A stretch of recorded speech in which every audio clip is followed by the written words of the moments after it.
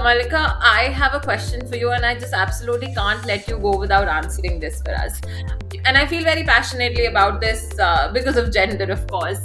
You work extensively in this space, right? Financial literacy for women, and I think a lot of us would agree that it's more important than ever now that women are in the workforce, right? Like back then, they weren't, so they didn't care as much, but now they do, and a lot of women are interested in knowing where and how to invest their money and how to independently do so.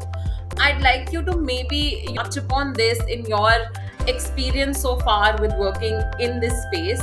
How do you encourage women to A, realize that this is important, and B, actually practically do it? I'm an outlier case when it comes to this because I come from a family where women were always encouraged to talk about money. I don't think it's the norm in India. I realized that much later when I joined my first workforce. Because like I said, right, my first financial advice came from my chachi.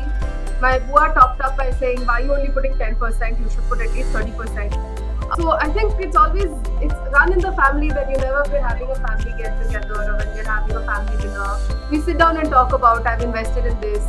This investment of mine did really well. That investment of mine didn't do so well. Have you checked out this new instrument that's come out?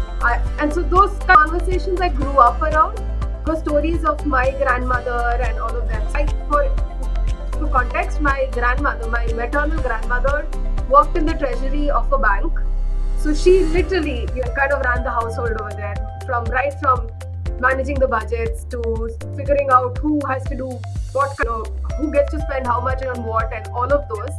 And my grandfather would just give her his salary and be like, yeah, now it's up to you to figure it out. Keep giving that example, 3 generations back, if a woman could actually bring up not just her family, this was also, by the way, during partition, so a lot of people from Bangladesh were coming in.